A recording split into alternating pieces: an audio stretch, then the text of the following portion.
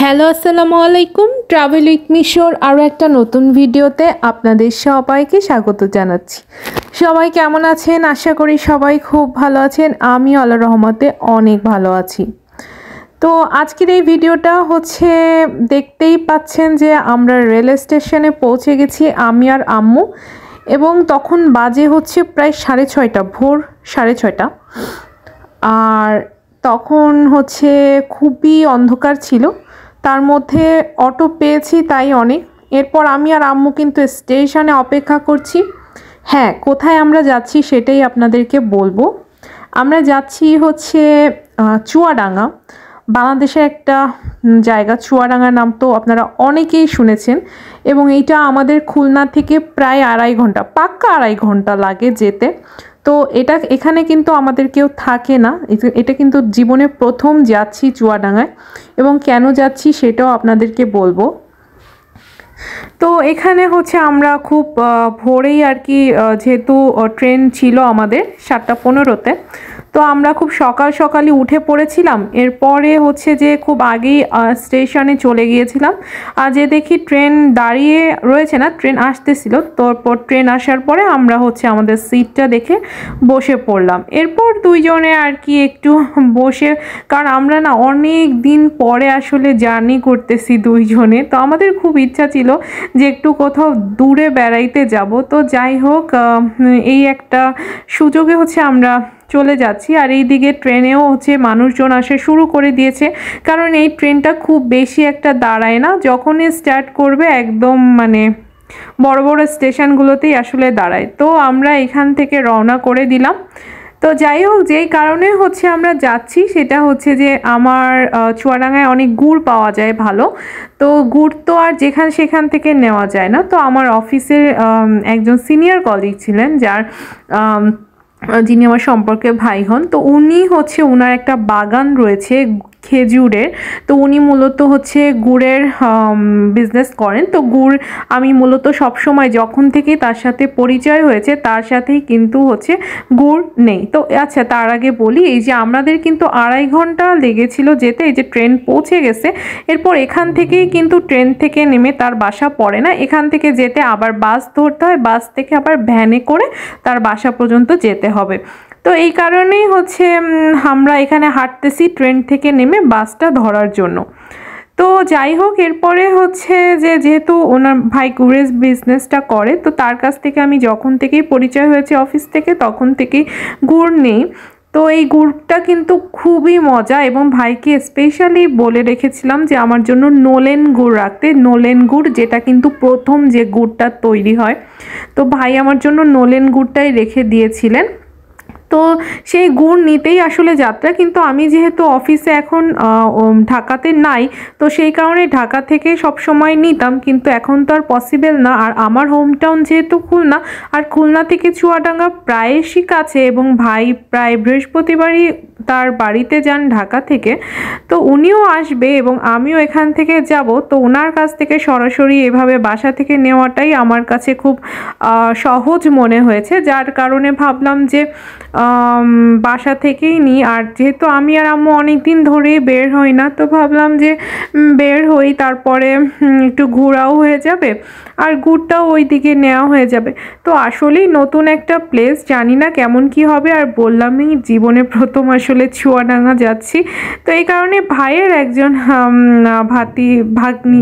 ভাগনা type একজন আসছিলেন আর কি আমাদেরকে রিসিভ করতে। ভাইয়া খুবই ভালো, খুবই আমাদেরকে হচ্ছে খুব সুন্দর করে বাসে নিয়ে গেলেন।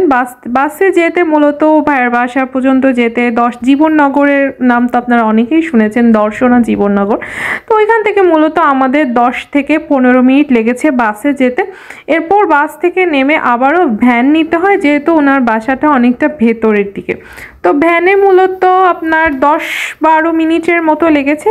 10-12 মিনিটের মধ্যেই কিন্তু আমরা ওখানে পৌঁছে গিয়েছিলাম। তো এখানে আসলে অনেক দিন পর গ্রামে যাচ্ছি। আমি গ্রামে তেমন একটা যাওয়া হয় না, আর কোনোদিন সেভাবে যাওয়া হয়নি, যেহেতু শহরেই মূলত আমাদের বাড়িটা। তো তো এরপর গ্রামের এই পরিবেশগুলো ভ্যানে চড়ে আসলে দেখতে দেখতে এতই ভালো লাগতেছিল। আসলে এটা তো মূলত একটু শহরের মধ্যে, আর একটু ভেতরে যাবে আপনারা সামনে দেখতেই পারবেন। তো গ্রামের এত সুন্দর রাস্তা, চারপাশে হচ্ছে সুন্দর গাছপালা, সবুজে ঘেরা। তো শহর থেকে গ্রামের পরিবেশটা কিন্তু একটু আলাদাই ভালো লাগে। তো আর অনেক দিন পরে যেহেতু যাচ্ছি, তাই মনটাও অনেক খুশি খুশি লাগছিল। আর যেহেতু এটা পুরো একটা খেজুরের রাজ্য, মানে চুয়াডাঙ্গা হচ্ছে একটা গুড়ের রাজ্য, যেখানে হচ্ছে গুড় তৈরি হয়, চিনি তৈরি হয়। তো আশেপাশে খেজুরের গাছগুলো আপনারা দেখতে পারবেন সামনেই। তো দেখতে দেখতে মানে এতটাই ভালো লাগছিল, আর কখন যে রাস্তাগুলো পার হয়ে গেল চোখের নিমিষে, আসলে সবুজের মধ্যে এতটাই নিজেকে বেষ্টিত করে দিয়েছিলাম যে আসলে এত তাড়াতাড়ি রাস্তাগুলো শেষ হয়ে যাচ্ছিল, মানে যেই একটুখানি চোখের পলকেই দেখি পৌঁছে গিয়েছি। তো এখানে আমিও হচ্ছে যে আশেপাশের মানে গ্রামটাকে একটু ভিডিও করে নিচ্ছিলাম, কারণ যেহেতু নতুন একটা প্লেস, আর সব কিছু ভিডিও করে নিয়ে পরবর্তীতেও আবার দেখা যাবে। আর ভিডিও করে রাখার এই একটা সুবিধা যে আপনি যখন তখন কিন্তু আবার ওই পরিবেশগুলো দেখতে পারবেন। তো সামনেই দেখতে পারবেন খুব সুন্দর একটা মসজিদ। আমার এই মসজিদটা অনেক অনেক ভালো লেগেছিল, ওই যে দেখতেই পাচ্ছেন। তো এইভাবে রাস্তা দিয়ে, সোজা রাস্তা দিয়ে যেতে যেতে খুবই ভালো লাগছিল। চুয়াডাঙ্গা শহরটা কিন্তু খুব সুন্দর করে সাজানো হয়েছে, যদিও এখনও কিন্তু ওরকমভাবে ডেভেলপ করে নাই, কিন্তু মোটামুটি বিল্ডিংয়ের সংখ্যা আছে, কিন্তু তারপরও ভালোই। আর যত গভীরের দিকে যাচ্ছিলাম তত শীতে হুড়হুড় করে কাঁপছিলাম, কারণ চুয়াডাঙ্গায় কিন্তু প্রচুর শীত পড়ে। আর মাঝে খবরেও এসেছিল চুয়াডাঙ্গায় সর্বনিম্ন তাপমাত্রা নামতে যাচ্ছে। তো ওই দিনই মূলত কিন্তু আমরা গিয়েছিলাম। তো যতই ভেতরের দিকে যাচ্ছিলাম, মানে এত শীত লাগতেছিল, মানে বলার মতো না। তারপরও গ্রামের পরিবেশটা আসলে অন্যরকমই একটা মজা। যাদের গ্রামের বাড়ি আছে আসলে তারাই জানে, কিন্তু আমাদের তো সেভাবে গ্রামের বাড়ি নেই, তাই আসলে এরকম জায়গাগুলো পেলে আসলে মনে হয় যে অন্যরকম একটা ভালো লাগা কাজ করে।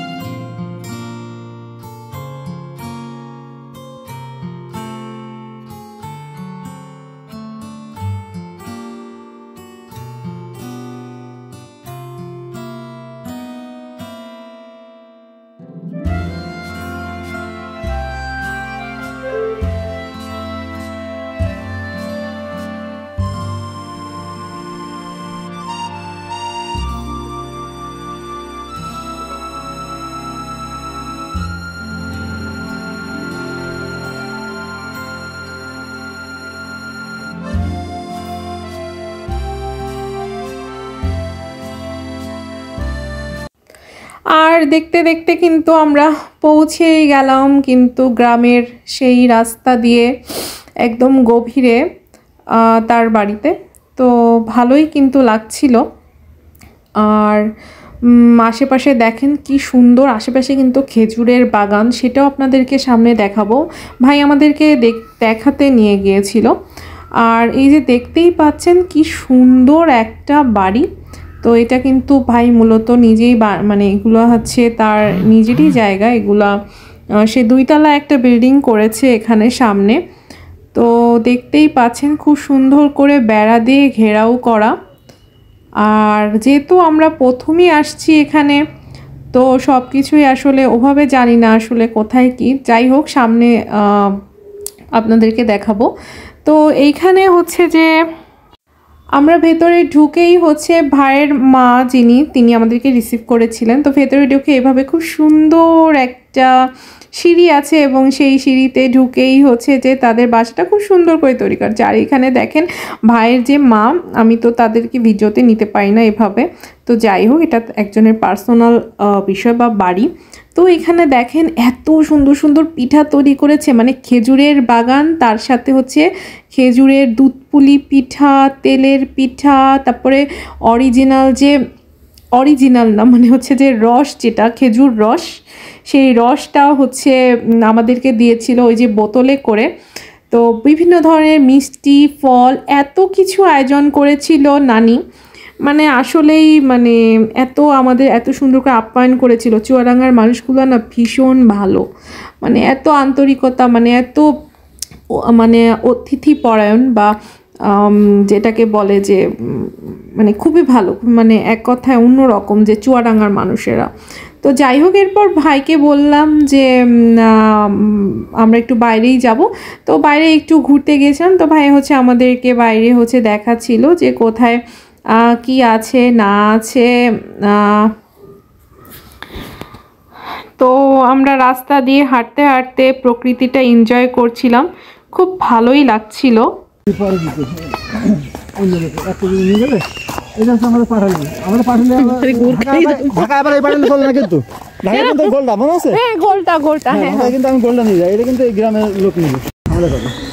ও মানে করতে দেয় না, দেখছো আখের গুড় করতে দেয় না, চিনি কোম্পানি ওয়ালারা ঝামেলা করে, পুলিশ দিয়ে ধরে নিয়ে যায়।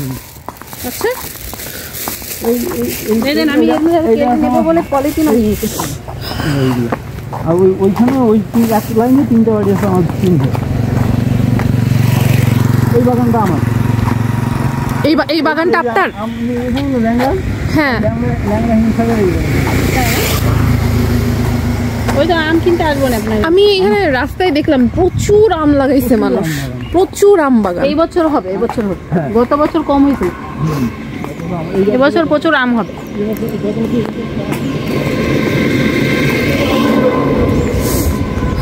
প্রচুর বাগান, হ্যাঁ হ্যাঁ প্রচুর বাগান।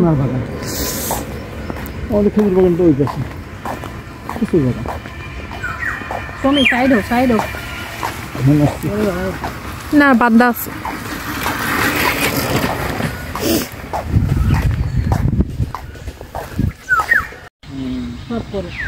তখন তো খাবার কেউ ছিল না, আশেপাশে লোকজন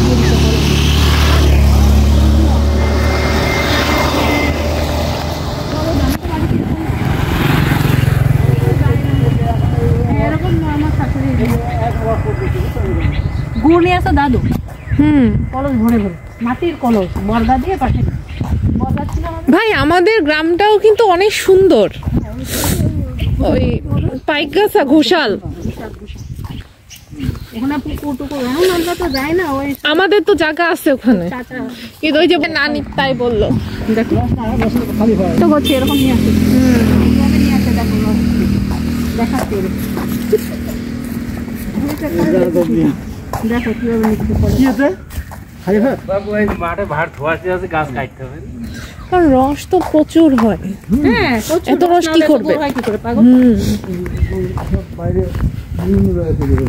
আগে আমাদের এখানে প্রতিদিন 3-4 ট্রাক লোড হতো, ছিলেড়ে যেত। হ্যাঁ আচ্ছা এই বর্গা যারা করে তাদের কি দিতে হয়, এমনি বেতন দিতে হয়?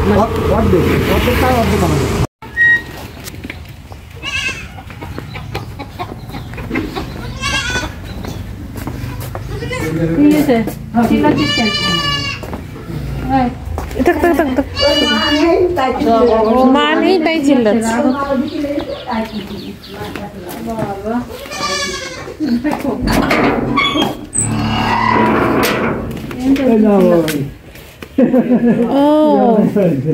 মাছ আর ডিম আর কিছু করিনি মেলা আমাদের, পেটে রাখবেন। এই দেখো ডিম, ইয়ের ডিম আমাদের দেশি মুরগি। দেখি আপনি আসেন বসুন, তোমরা খাও না। আবার আমি কেবল খেয়ে উঠলাম। তাও হোক না আমার পেট তা বেশি কিছু হবে না। তারপর মানে এত আয়োজন করেছিল দুপুরের লাঞ্চে, সকালে তারপরে খেয়ে দুপুরে আবার খেয়ে তারপর আমরা আবার রওনা করে দিলাম, যেহেতু আমরা প্রায় 15 কেজির মতো গুড় নিয়েছিলাম। তো সেই গুড়গুলো নিয়ে আমরা ভাই খুব সুন্দর করে প্যাকেট করে রেখেছিল, তারপর আমরা সেগুলো নিয়ে রওনা করে দিলাম, যেহেতু আমাদের কিন্তু আবার 1:30টার দিকে ট্রেন ধরতে হবে। তো 1:30টার আগে কিন্তু আমাদের সেই একই প্রসেসে ভ্যানে করে তারপরে হচ্ছে আপনার বাসে করে তারপরে কিন্তু ওই জায়গাটায় পৌঁছাতে হবে যেখান থেকে ট্রেনটা ছাড়বে আগের মতো করে। তো এরপর হচ্ছে যে ট্রেনে আমরা যাওয়ার সময় একটু ঝালমুড়ি নিয়েছিলাম, আর ঝালমুড়ি খেতে খেতে আমরা গুড় নিয়ে পৌঁছে গেলাম আমাদের বাসাতে। তো আজকের ভিডিও এই পর্যন্তই। ভালো লাগলে অবশ্যই লাইক, কমেন্ট, শেয়ার, সাবস্ক্রাইব করে পাশে থাকবেন। আল্লাহ হাফেজ।